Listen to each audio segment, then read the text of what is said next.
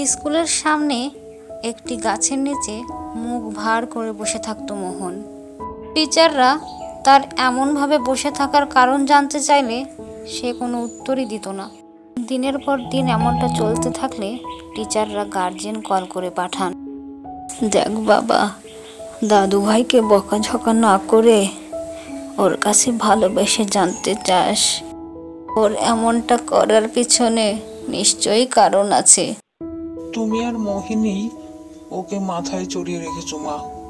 দিন দিন ও বিগড়ে যাচ্ছে, পড়াশোনায় ওর কোনো মতি গতিই নেই। এমনটা চললে ওর ভবিষ্যৎ কেমন হবে এটা কি তোমরা দুজন একবারও ভেবে দেখেছো? ওর ভবিষ্যৎটার কথা ভাবো আগে। বকলে যে ওর ভবিষ্যৎ আরো খারাপ হবে সেটা ভেবেছিস?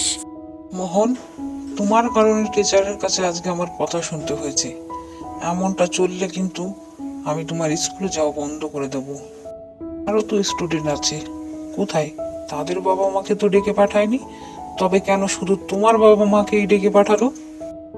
ভালো পড়াশোনা করে বড় ইঞ্জিনিয়ার হবে, এটাই আমার শেষ কথা। বাবার কথায় মোহনের মন খারাপ হয়ে গেল। সে কাউকেই নিজের মনের কথা বলতে পারে না। ওকে বোঝার মতন কেউই যেন নেই তার চারিপাশে, যে তার মনের কথা বুঝবে।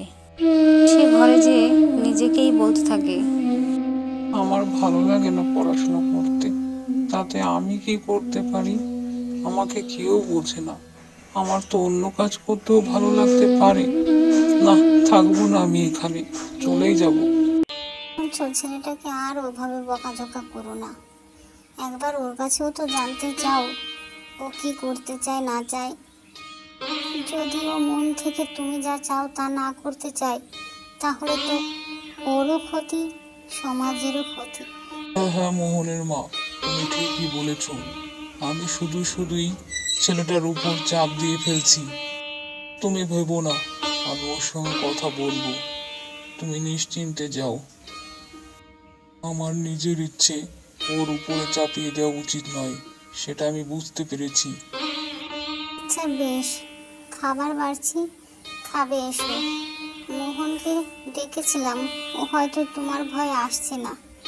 যদি পারো ওকে একটু ডেকে এনো। মোহনের বাবা মা ঠিক করলেন তাদের সন্তান যেটা করতে চাইবে সে সেটা মন থেকে করবে, তাতে তাদের কোনো বাধা থাকবে না।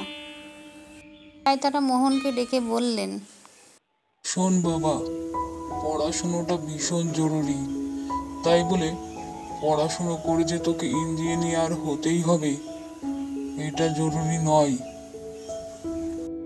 পড়াশোনার পাশাপাশি তোর মন যেটা করতে চায় তুই মন থেকে সেটাই করিস। স্কুলে বেশি নাম্বার পাওয়ার জন্য বা স্কুলে প্রথম হওয়ার জন্য পড়াশোনার চাপ নেওয়ার কোনো প্রয়োজন নেই। পড়াশোনাটা মন থেকে ভালোবেসে করিস, তাতেই সফল হবি, ভালো থাকবি, শান্তিতেও থাকবি।